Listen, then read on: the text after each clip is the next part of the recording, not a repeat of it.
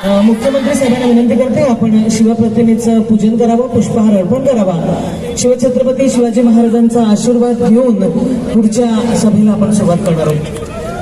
छत्रपती शिवाजी महाराज की, छत्रपती शिवाजी महाराज की. एकनाथ शिंदे साहेब आगे बढ़ो,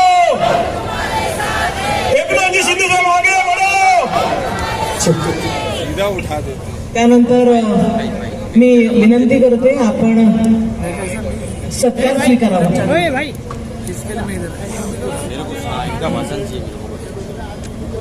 छत्रपती शिवाजी महाराज की जय भवानी. हिंदू हृदय सम्राट सरसेनापती बाळासाहेब ठाकरे यांचा, धर्मवीर आनंदगे साहेबांचा, आजच्या महायुतीच्या मेळाव्याला उपस्थित सर्व मान्यवर. वेळ कमी असल्यामुळे मी कोणाचंच नाव घेत नाही, चालेल ना भाऊ.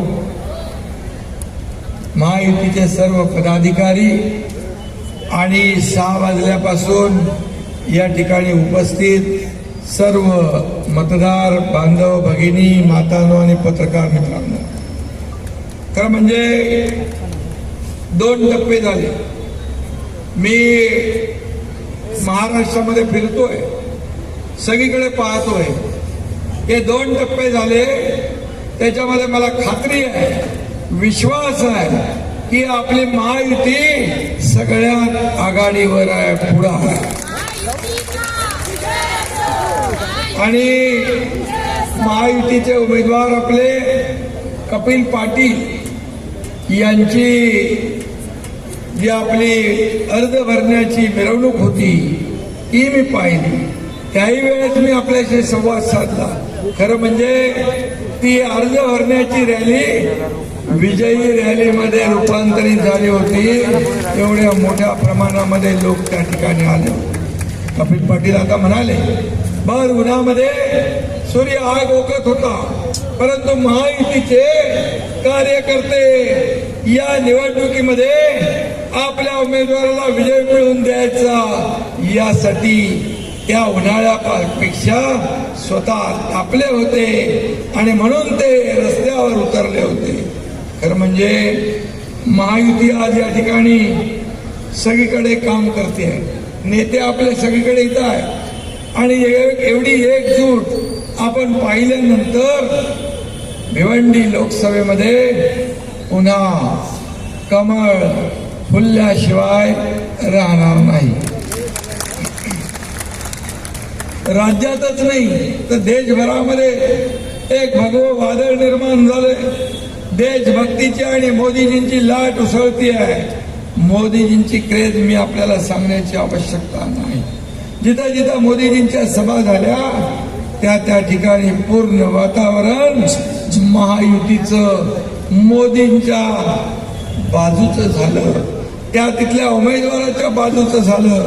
आणि म्हणून त्यांना पुन्हा एकदा या देशाचं प्रधानमंत्री करायला लोक आतुर झाले आहेत. ही वस्तुस्थिती आहे. ही काळ्या दगडावरची पांढरी रेघ आहे. आणि म्हणून या मतदारसंघात देखील कपिल पाटील यांना पुन्हा दिल्लीत पाठवायला सगळेजण सज्ज झालेला हे देखील आणि खात्रीपूर्वक सांगतो. आणि म्हणून मोदी असं मुमकिन आहे. आणि म्हणून सगळे म्हणतात अब की बार 400 पार. काय म्हणतात? अब की बार एक बार.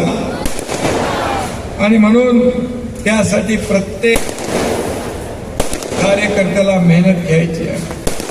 शिवसेना भाजपा इथे एक आहे, परंतु आता मनसे आली, राष्ट्रवादी आली, समाजवादी आली, रासप आरपीआय आली, जनशक्ती आली, सगळे आले.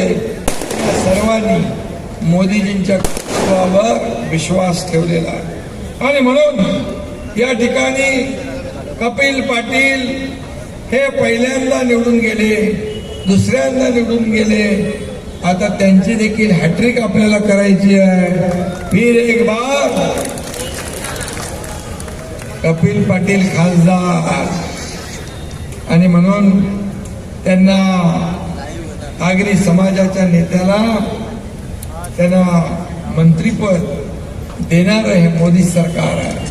आणि म्हणून आगरी समाज देखील मोदी साहेबांच्या पाठीशी आणि कपिल पाटील यांच्या पाठीशी खंबीरपणे उभा आहे. आणि म्हणूनच मोदीजी जसं प्रधानमंत्री पदाची हॅट्रिक करणार तसं पुन्हा एकदा सांगतो, कपिल पाटील पण करणार ना हॅट्रिक, कपिल पाटील यांची देखील हॅट्रिक करायची आहे. आणि त्यांना दिल्लीला पाठवायचं आहे. आणि त्यांना एकच सांगतो की दिल्लीला गेल्यानंतर इकडे सगळ्यांना मोकळं वातावरण करून द्या, इथे सगळ्यांना आपापल्या परीने काम करू द्या. आणि पुन्हा एकदा या ठिकाणी सर्वजण ताकदीने आपल्या पाठीशी उभे राहतील असं वातावरण निर्माण करा. कारण शेवटी आपले आमदार आहेत, आपले नगरसेवक आहेत, महापौर आहेत, सगळं आहे. आणि दिल्लीच्या तुमच्या मंत्रिपदाची ताकद त्यांच्या पाठीशी उभी करा. हे सर्व लोक आपल्याला निवडून आणतात, हे सर्व कार्यकर्ते आपलं काम करतात. हा उमेदवार कसा चांगला आहे त्याचं मार्केटिंग करतात. खासदार सगळ्या घरात जाऊ शकत नाही, परंतु हे कार्यकर्ते जात असतात. मग मी आमदार असो, मुख्यमंत्री असलो, तुम्ही खासदार असला, मंत्री असला तरी सुद्धा हेच कार्यकर्ते आपल्याला निवडून देतात. आणि म्हणून या कार्यकर्त्यांना जेव्हा अडचण येते, छोटी मोठी मदत लागते, तेव्हा मात्र आपण त्यांच्या मागे उभं राहिलं पाहिजे. हाच खऱ्या अर्थाने आपल्या कार्यकर्त्यांना सांभाळण्याचा एक भाग आहे. आणि म्हणून आज शिवसेनेचे देखील पदाधिकारी, सर्व पक्षाचे पदाधिकारी मनापासून कामाला लागले.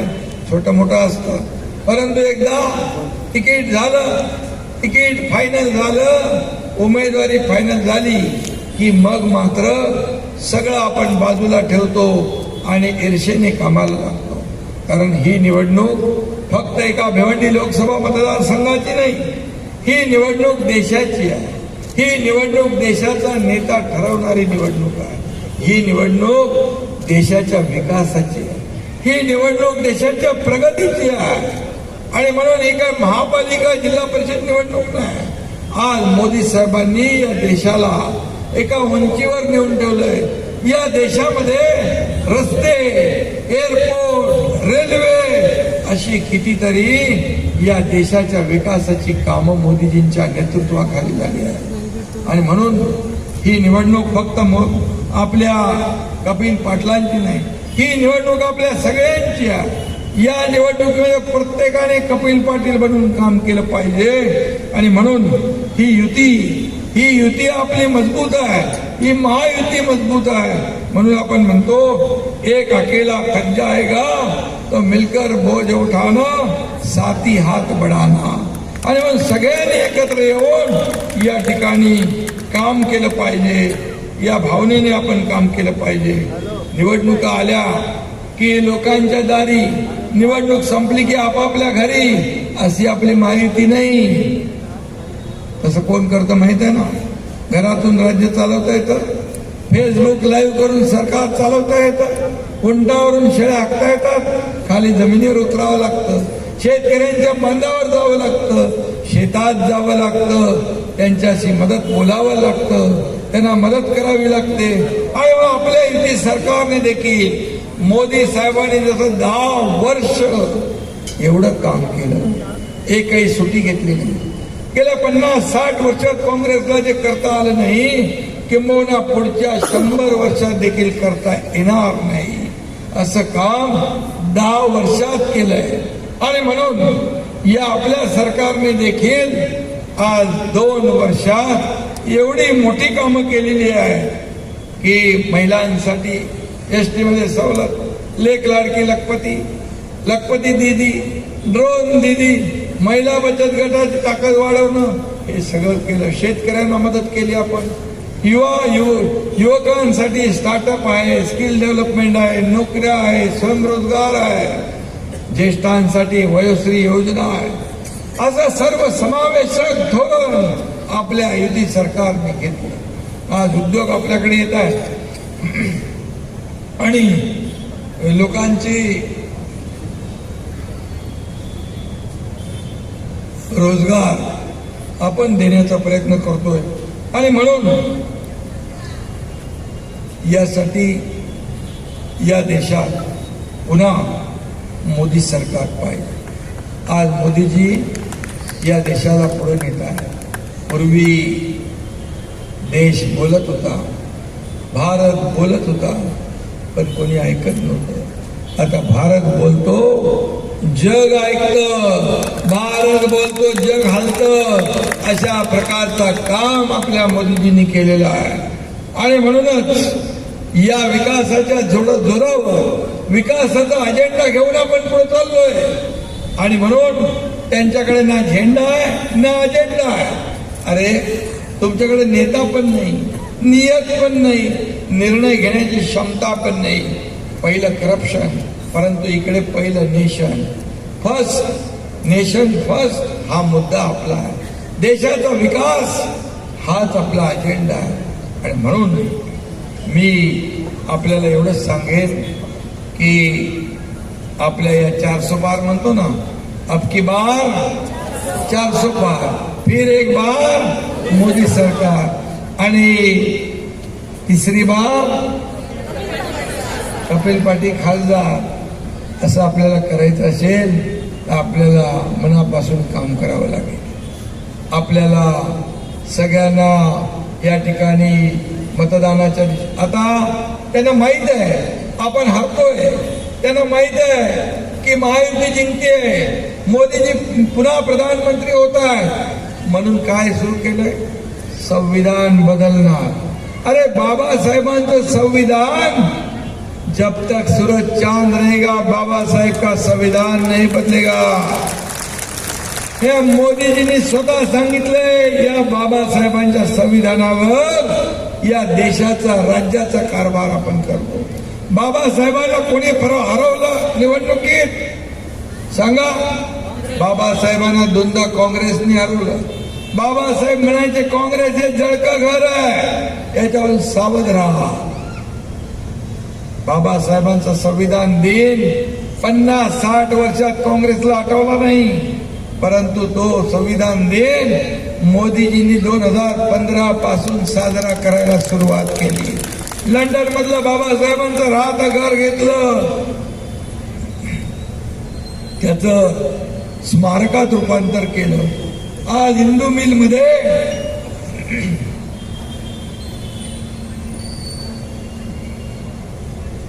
मिल मध्ये आपलं सरकार जगाला हेवा वाटावा असं भव्य दिव्य बाबासाहेबांचं स्मारक तयार करतंय. मग बाबासाहेबांचं संविधान कोण बदलणार?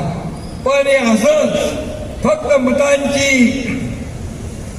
जी काय मतांसाठी वोट बँक म्हणून वापर करण्याचं काम ते करतात. आज दलित असतील, मुस्लिम असतील, यांनी सावध राहिलं पाहिजे. आज राज्य सरकार, केंद्र सरकार देखील 80 कोटी लोकांना मोफत राशन देण्याचा निर्णय घेतला आहे.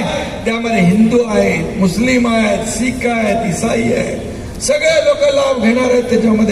त्याच्यामध्ये कोणाला ह्याला देणार, त्याला देणार, अमक्याला देणार, तमक्याला देणार नाही असं नाही. आयुष्यमान भारत 5 लाखाची योजनांमध्ये सगळे घेणार.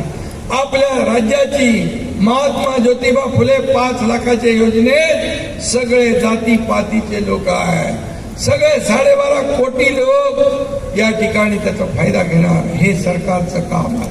आणि म्हणून हे सरकार आपलं सर्वसामान्यांचं सरकार आहे. आणि म्हणून काही लोक आज मोदीजींवर मोठ्या प्रकारचे आरोप करतात. आज मोदीजी असे आहेत, मोदीजी तसे आहेत. पण मला सांगा 2014 पूर्वी काय निवडणूक आठवा? 2G scam, CWG scam, space scam, कोळसा घोटाळा, चारा घोटाळा, अगस्टा वेस्टलँड घोटाळा, नॅशनल हेराल्ड स्कॅम, ही अशी घोटाळ्यांची मालिका ऐकायला होती. आज आपण काय ऐकतोय?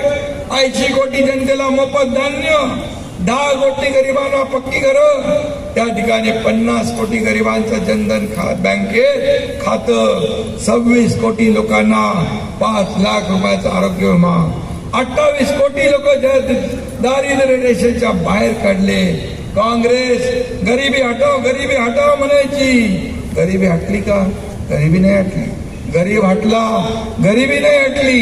परंतु गरिबी हटवण्याचं काम आदरणीय प्रधानमंत्री मोदीजींनी केलं, हे आपल्याला मान्य करावं लागेल. आणि म्हणून जे आज आरोप करताय, आज जे काही बोलताय, ते त्यांचं देखील मी एक तुम्हाला छोटीशी ऑडिओ क्लिप ऐकवतो.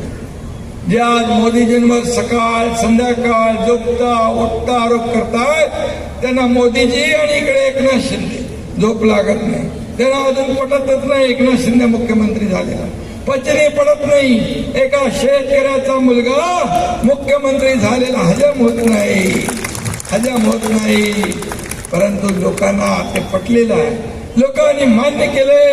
सर्वसामान्यांचं सरकार आम्ही स्थापन केलंय, ही वस्तुस्थिती आहे. आणि म्हणून एक फक्त काय माणूस कसा रंग बदलतो ते एक शेडवर धरून चला. सगळे म्हणतात ना मोदी म्हणजे कोण आहेत, मोदी म्हणजे काय आहेत ना, मोदी समोर बसलेले आहेत. पण जर का नरेंद्र मोदी एक पर्याय म्हणून बाजूला ठेवा, तुम्ही दुसरा पर्याय देताय. एक तरी लायक चेहरा काँग्रेसकडे आहे जो पंतप्रधान पदाची खुर्ची नवे मान महत्व आणि जबाबदारी सांभाळू शकेल असं देताय. कोणी राहिलेलं नाही. सगळे बरबटलेले आहेत. कोण कोळशात बरबटले आहेत, कोण 2G मध्ये बरबटले, कोण कशात बरबटले, सगळं बरबटलेलं. तुम्ही नरेंद्र भाईला मत देत नाही आहात, तुमच्या भवितव्याला मत देत आहात. तुमच्यासाठी तुम्ही मतदान करणार आहात. बघा, सरणे रंग बदलताना आपण पाहिले, पण एवढा फास्ट रंग बदलणारा सरडा कधी पाहिला होता? ऐकला होता? अरे ज्या मोदीजींनी या देशाला एवढ्या उंचीवर नेऊन ठेवलं, त्यांना रोज शिव्याशा. 2014ला पण सगळे एकत्र आले, पण झालं काय? सगळ्यांना मोदीजींनी झोपून टाकलं. 2019ला अजून एकत्र आले, झालं काय? अरे विरोधी पक्ष नेते पदाला देखील जेवढे 10% लागतात तेही आले नाही. ही हालत झाली. आता 2024ला सगळे एकत्र आले. इंडी अलायन्स. कुठली इंडी अलायन्स?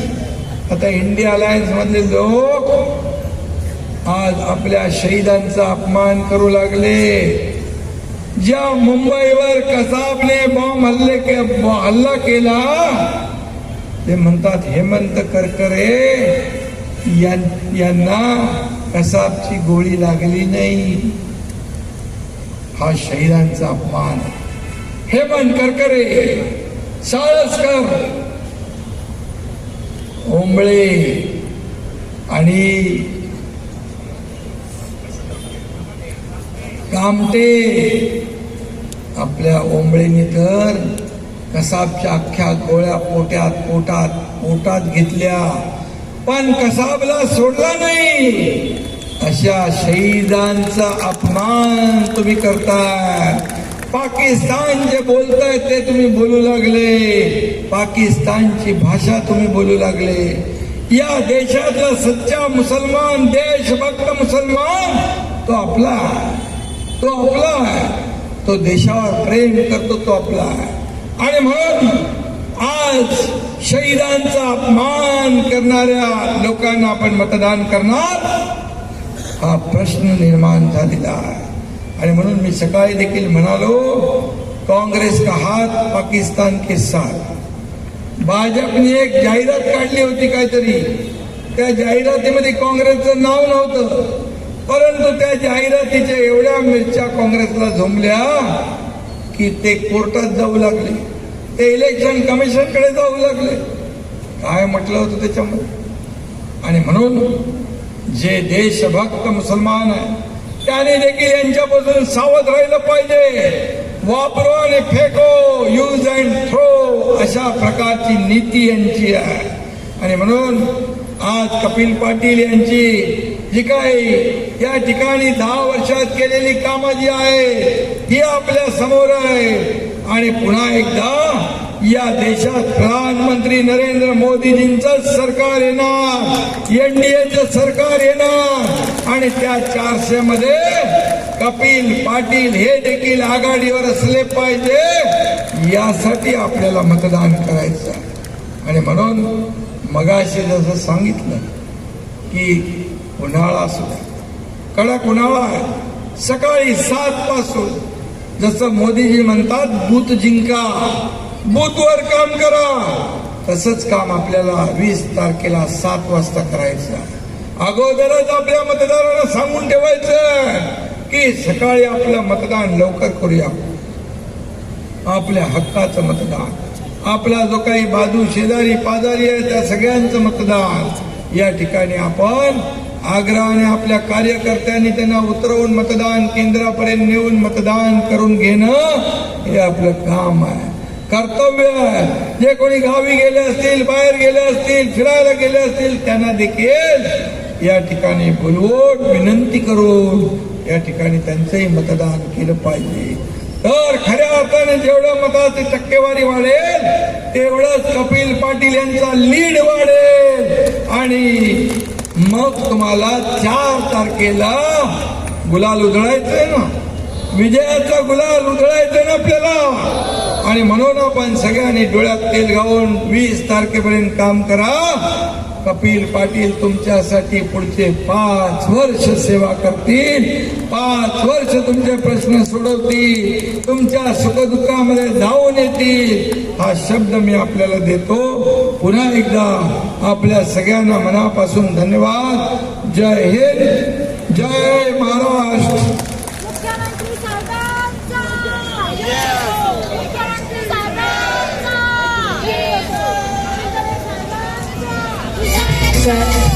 संपूर्ण व्यासपीठामध्ये या सन्मानाने आपल्या लाडक्या